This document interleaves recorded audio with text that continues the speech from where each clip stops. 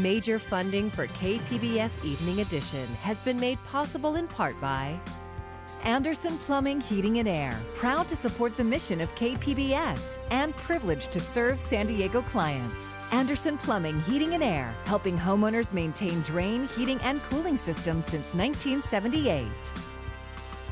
And by the Conrad Prebys Foundation, Darlene Marco Shiley, and by the following.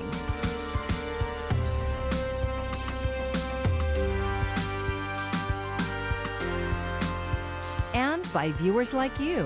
Thank you. Good evening. It's Thursday, November 18th. Thank you for joining us. I'm Maya Trabulsi. It's a contentious issue for some, being forced to get a vaccination. For city workers in San Diego, they're facing a deadline that comes with consequences. KPBS reporter Kitty Alvarado with more on that and how many have yet to comply with the mandate. 11,308. That's the number of people who work for the city of San Diego. All of them must be fully vaccinated by December 1st to comply with the city's mandate or be dismissed. Nearly 20% of the city staff is confirmed as unvaccinated. The city can actually condition continued employment on getting vaccination. That's the bottom line. Dan Eaton is a legal analyst who practices employment law. There is a risk that not only with respect to public safety, but also with respect to a variety of other city functions, that some employees are going to choose resistance to vaccination over continuing to work for the city. 4 departments in the city have the highest number of unvaccinated people. The police department with almost 37%, manual and skilled workers at almost 29%, and the fire department and city's lifeguards are essentially tied at just over 16%. All of this comes on the heels of OSHA suspending the emergency temporary standard that states private companies with 100 or more employees must require vaccination or weekly testing. The Court of Appeals says that rule needs judicial review. Eaton says it has no bearing on the city's mandate. The stuff that's going on, it's important to understand the stuff that is going on at the federal level with the Occupational Safety and Health Administration doesn't really have very much to do with what is going on at the state and local level. But it does create confusion. When you look at how fluidly this coronavirus has progressed since its inception, it's been moving faster than the speed of law.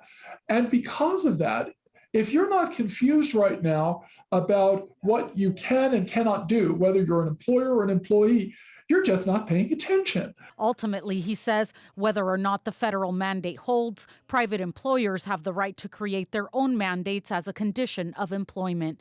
Kitty Alvarado, KPBS News. The County of San Diego is encouraging booster shots for anyone eligible to get one. KPBS reporter Alexander Rangel has more on the push to get people, especially the older folks, vaccinated ahead of the holidays. I'm here for my booster shot. Eugene Rader says he's not only gearing up for the holiday season, but also for his 72nd birthday coming up in 2 weeks. This is my backup. I had the 2 shots already.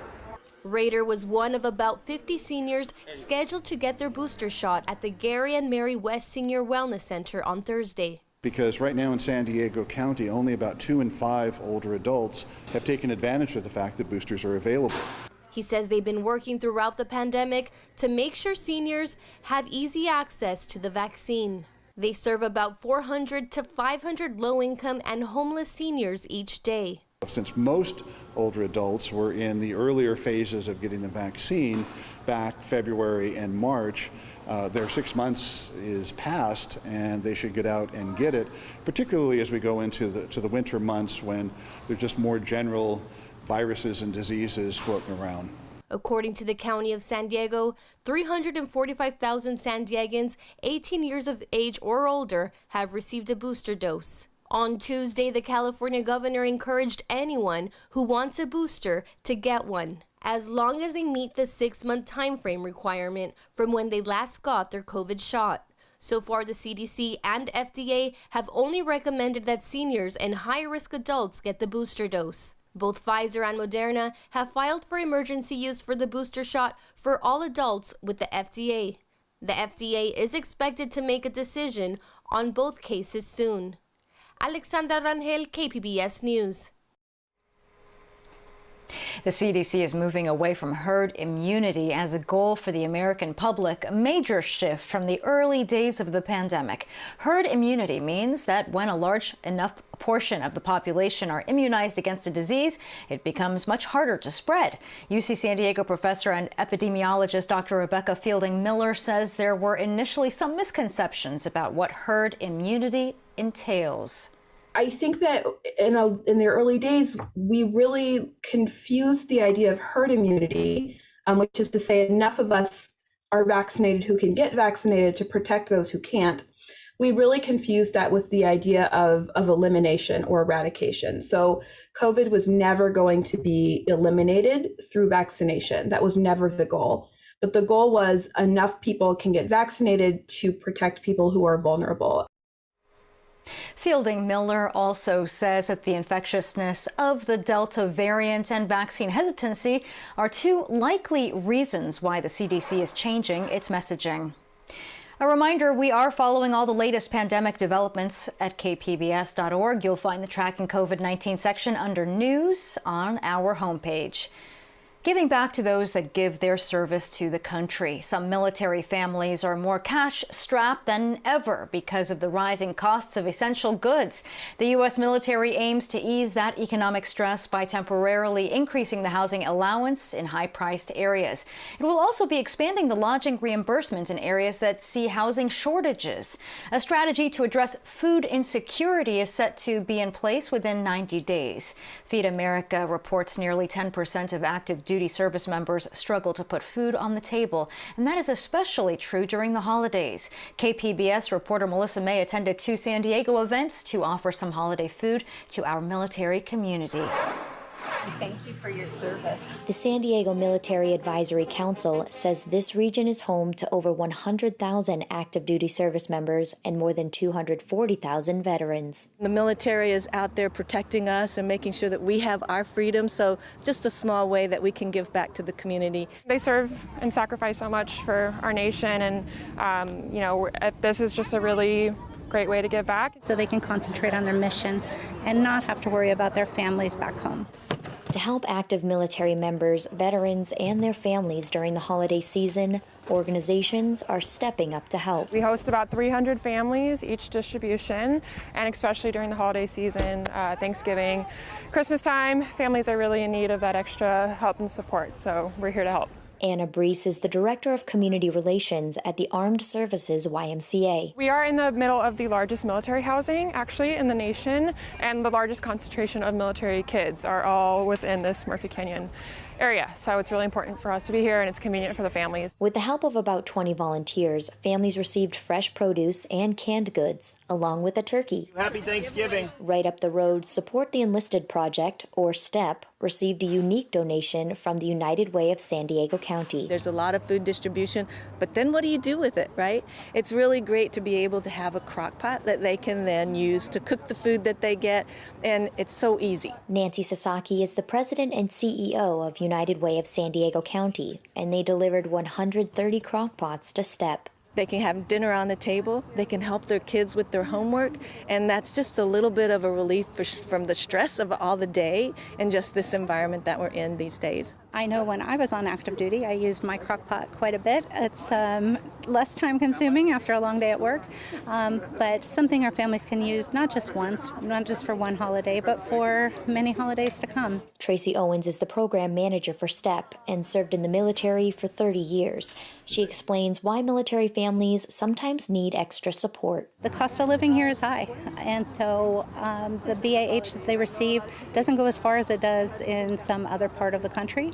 And it just helps them to offset those high expenses. The crock pots will be distributed on November 20th during their Step Into the Holidays meal distribution campaign that will help about 200 active duty service members, veterans, and their families. Melissa May, KPBS News. Many drivers are calling the gas price hike criminal, and now President Biden is calling for an investigation into whether oil companies are fueling the spike. Here in San Diego County, gas prices rose for the 9th day in a row. The average price of a gallon of regular gasoline rounds up to $4.65. That's the highest amount since October of 2012. KPBS's Alexander Nguyen with more on the gas pump probe. It's ridiculous. It's ridiculous. Giovanni Martinez is feeling the pinch at the pump. Holiday costs. Like, for an example, look at this. At this gas station in Chula Vista, regular unleaded is $4.89 a gallon. Across the county, the average price is now $4.64, just 7 cents shy of the record high set in 2012. Even if you don't drive, you're probably seeing the increased cost of energy showing up in the prices of other goods that you buy.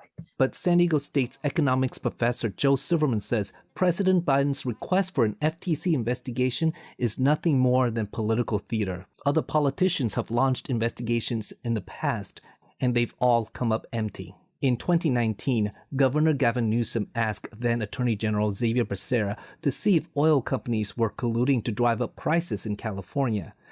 But to date, nothing has come from that investigation. I don't think it's going to be any different now.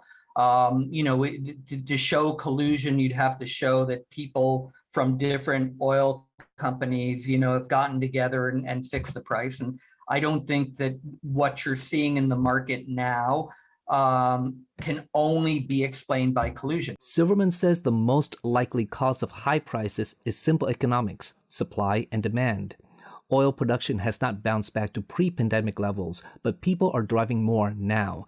Plus, there's a shortage of truck drivers, so supply can't keep up with demands. And with the Thanksgiving holiday around the corner, more people are expected to hit the road. That means high gas prices are likely to continue for the foreseeable future. Alexander Nguyen, KPBS News. It has been no easy task, but a section of Balboa Park that used to be a place to park has turned into a gathering place thanks to a renovation project that was years in the planning. 30 years, in fact. Palisades Plaza is getting a much-needed facelift, like a new paint job for the Automotive Museum and new ceramic tiles for its entrance. For many of you who've been here on the weekends, you see a beehive of activity, of families, of individuals, of athletes, of people enjoying this space. And of course, it is our hope over a period of time that this space, that those visitors will start migrating into the Air and Space Museum, the Automotive Museum, and the soon-to-open Comic-Con Museum. More upgrades are expected at Balboa Park, including repaving of Balboa Drive and landscaping improvements at the Natural History Museum.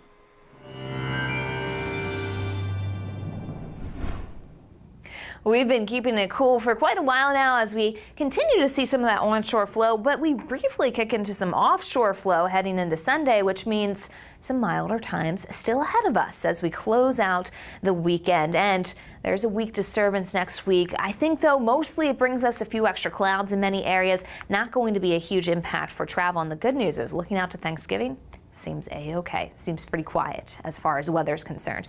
Notice around the area tonight, we are talking about some of those coastal clouds persisting.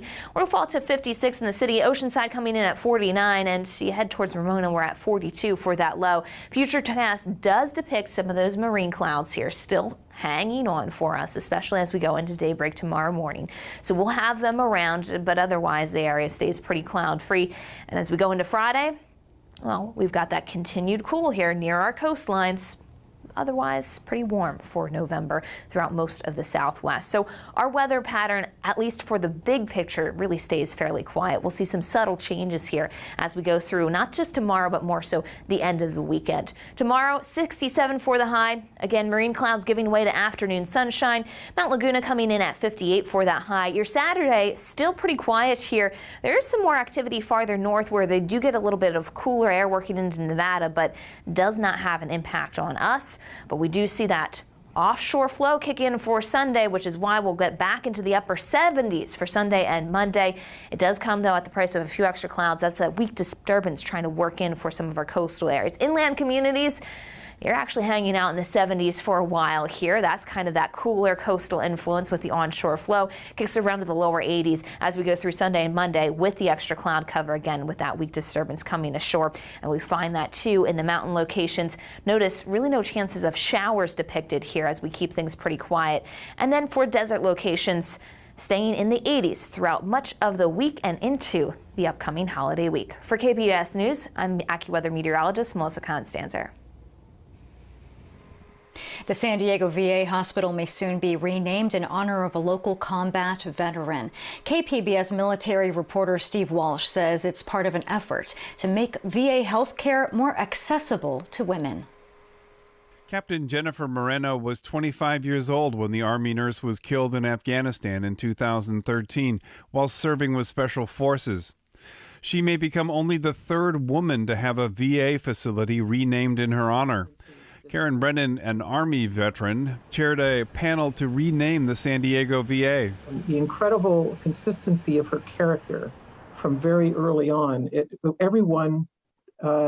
like she developed her character very early, and she maintained and grew that character throughout. Moreno grew up in Logan Heights. She didn't come from a military family. The committee interviewed former teachers, family, and her junior ROTC instructor. She took on challenges. She excelled in what she did, and her dedication to serving others was something that was consistent throughout her life, her very short life. Roughly 14% of the military are women, but they don't always feel welcome at VA facilities. A VA study recommended a long list of changes, including renaming facilities for female veterans. A bill passed this week would expand maternity services nationwide. The types of sacrifices and the types of commitment that it takes to do the things that women are doing now deserves that level of exposure. I didn't even know when I left the military. Nobody told me I was even eligible for VA medical care. Moreno is buried at Fort Rosecrans. She is one of two women from San Diego who died in Afghanistan. A bill by Congressman Mike Levin to rename the La Jolla VA passed the House after all 53 members of the California congressional delegation signed on. It awaits a vote in the Senate. Steve Walsh, KPBS News. More than half a century later, two men convicted in the assassination of Malcolm X have been exonerated. Today, a Manhattan judge dismissed the convictions of Muhammad Aziz and the late Khalil Islam. Prosecutors and the men's lawyers say new evidence was found that showed they were not involved and that authorities withheld some of what they knew. Both men had maintained their innocence and were paroled in the 1980s. Islam died in 2009. Tonight, we continue the second part of our series on racially restrictive covenants. KPBS race and equity reporter Christina Kim takes us to one of the most exclusive areas in the country, Rancho Santa Fe.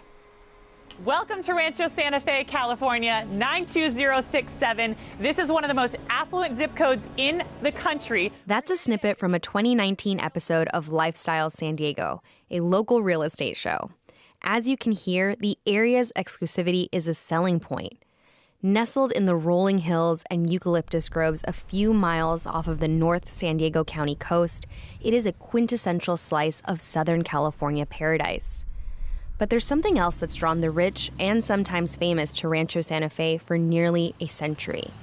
A highly restrictive covenant that governs the community.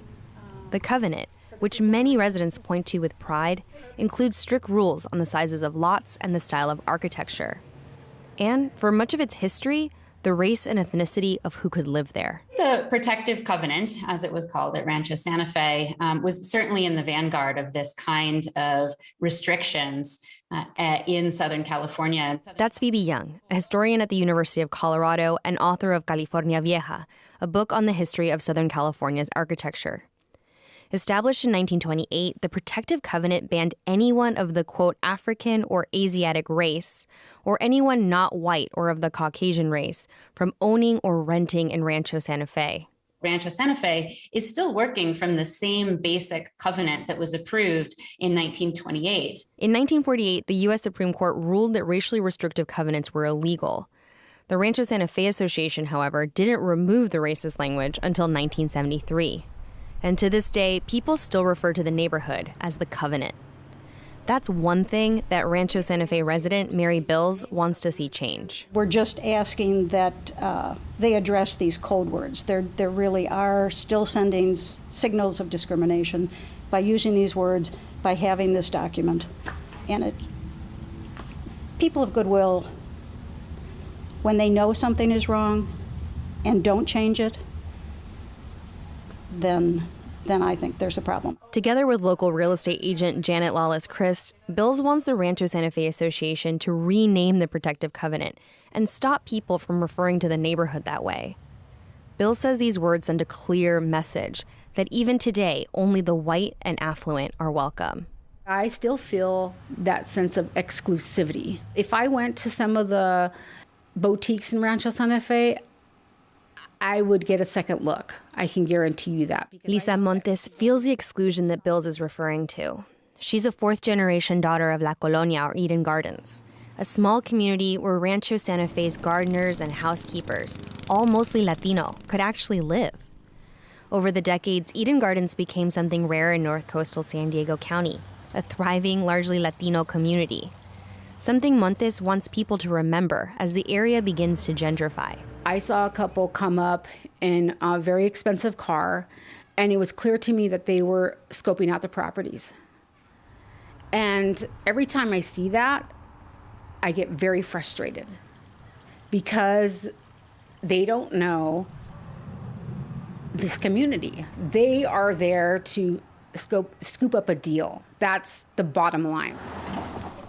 Back in Rancho Santa Fe, Bills and Lawless are facing stiff opposition to their effort to strike the covenant from the community's lexicon. Lawless-Christ says she's had people ask her to stop. I've heard people saying, just stop stirring the pot. What pot are we stirring? And why do we have to stop stirring the pot?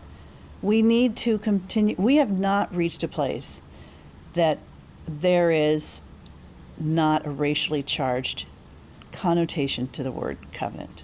Christy Whalen is the Rancho Santa Fe Association manager. She would not agree to an interview, but in a written statement to KPBS said, "Covenant is a term meaning an agreement and does not have racial connotations. It merely describes the document and its purpose." Both Bills and Lawless-Christ acknowledge the symbolic nature of their effort and know it won't change what Rancho Santa Fe looks like, but they still think it's an important step. I'm not trying to erase history. I'm not trying to tell people not to know the history. Know it and learn from it. In that way, they're fighting a similar fight as Lisa Montes, whose family was locked out of living in Rancho Santa Fe so many years ago. A battle over what gets remembered and why that matters today. Cristina Kim, KPBS News. And tomorrow we continue this conversation. How are San Diegans choosing to acknowledge the racial restrictions hidden in their homes? So join us tomorrow for the conclusion of our series. I'm Judy Woodruff. Tonight on the NewsHour, Biden agenda. The House of Representatives aims to vote today on the president's massive Build Back Better bill. Coming up at 7 after Evening Edition on KPBS. Retailers anticipate record holiday sales ahead in the face of concerns about the supply chain. But the boom may not be as merry for small retailers as it is for the big box giants. Karen Kafa introduces us to two small business owners bracing for a challenging holiday rush. At Old Town Books in Alexandria, Virginia. As you can tell, it's like a little bit hard to get around. Holiday supply chain concerns have shaped Allie Kirkpatrick's plans for months. My vendors were sending me warnings as early as April of this year. Like other small business owners who weathered the depths of the COVID-19 economy, she is bracing for how a blockbuster holiday sales outlook will collide with inflation, labor shortages, and goods moving slower to shelves. I pull the laptop out after the kids are in bed, you know, after bath time and stuff, and I think every small business owner does. Competition with giants like Amazon, Walmart, and Target is always complicated for small sellers. I can't compete with Amazon or some other super high volume suppliers. I don't buy 20,000 copies of a book, and I can't negotiate for that lower price. But the gap may seem wider right now. Major retailers ramped up e-commerce and soared to record pandemic profits and are spending big to charter ships, hire personnel, and circumvent supply chain bottlenecks in a way Yinny Binny Baby owner Soyini George cannot. After 7 years of crafting and selling, George had barely opened this retail store in Washington, D.C. in 2020. Literally 2 weeks later, I had to shut down because of COVID. So yeah, it was a very strange beginning. George sells a mix of handmade children's accessories adorned with her illustrations, as well as toys and books. There's some things I cannot reorder that they're out of stock on. Working largely alone with help from her daughter, she bought what she could early. I spent the entire time period from April to now just buying as much inventory as I could get to make sure that I was well stocked during that time period and for the holidays. Kirkpatrick rented an annex for extra inventory shipping and receiving. Stress on staff is another worry should delays mount or items run short. I'm just hoping that we are going to communicate that well enough and that our customer knows that, you know, it's not necessarily us dropping the ball, that it's just kind of the situation we're in. Since they lean on the small, personal experience as something the big retailers can't buy or sell. In Washington, I'm Karen Kafa. San Diego is full of rich history, and that includes the history of skateboarding. Skate SD is a new documentary which is part of our KPBS Explore project. It is produced by 900 Films, which was founded by San Diego's Tony Hawk and focuses on how the San Diego scene revolutionized the sport. You can catch the documentary right here on KPBS tonight at 8 p.m. with more presentations to follow. And you can find tonight's stories on our website, kpbs.org. Thanks so much for joining us. I'm Maya Trabulsi. Good night. Major funding for KPBS Evening Edition has been made possible in part by Anderson Plumbing, Heating and Air, proud to support the mission of KPBS and privileged to serve San Diego clients. Anderson Plumbing, Heating and Air, helping homeowners maintain drain, heating, and cooling systems since 1978. And by the Conrad Prebys Foundation, Darlene Marco Shiley, and by the following.